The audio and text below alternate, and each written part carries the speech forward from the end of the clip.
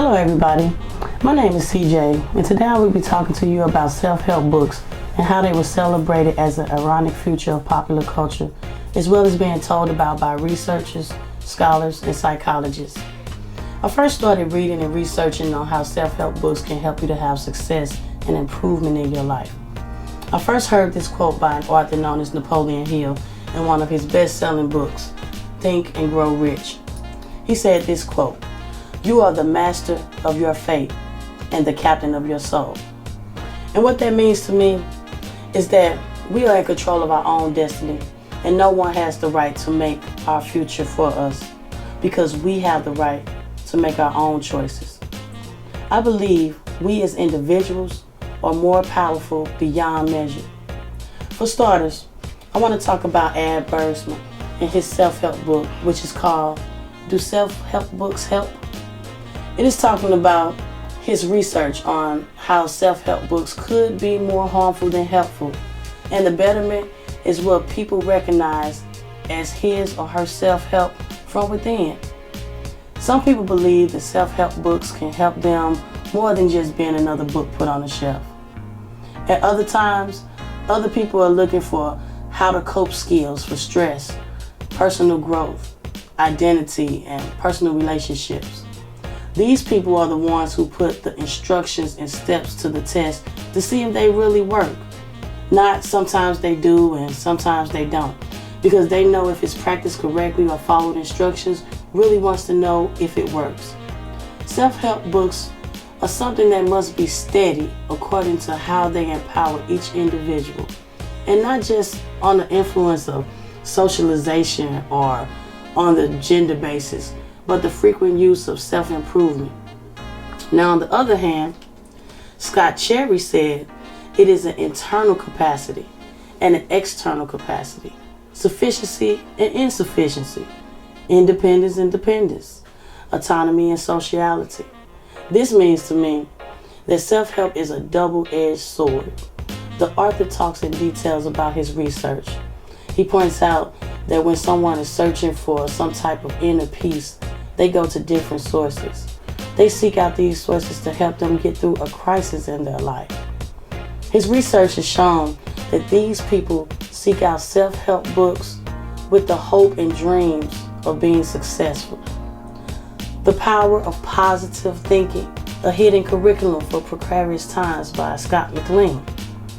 This article is based on the way people think and feel about self-help and how they think it should be used in their lives.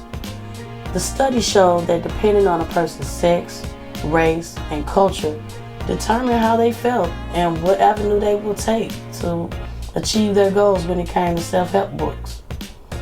The author stated, "The domain of self-help reading provides a fascinating site for the analysis of hidden curriculum. Since the explicit curricula of self-help texts are highly diverse and not controlled by any single institution or set of government regulations, this basically states that self-help is free will. It's up to the individual and how they approach self-help books that will determine how the self-help will turn out for each individual person."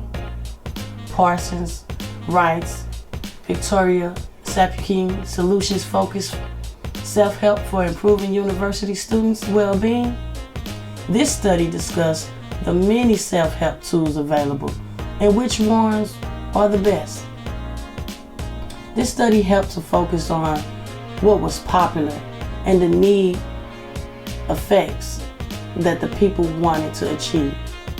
The author stated this study addressed solution focus versus cognitive restructuring, self-improvement tool by comparing outcomes.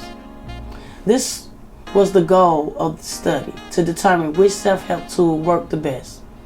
The tools that were used for this study were picked because they were similar and represented similar outcomes. Tony Schleider Zimmerman, Kristen E. Holm, Shelley A. Haddock, Family Relations. The objective of this article was to determine the hottest top 10 selling self-improvement books. These books were studied according to how they affect and at times empower both male and female.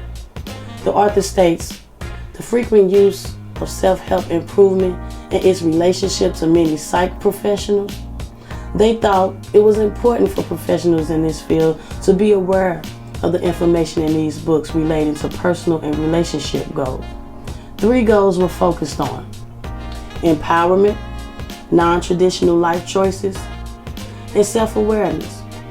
They emphasize on how information is processed when read based on gender. What the study showed for men was that when they read self-help books, these books were based on work and money with the intent to make life better for their families. The study when it came to women was that they read and related to self-help books that were more on a personal level. These books were geared more toward bettering themselves and relating more to a spiritual level. Thank you for watching.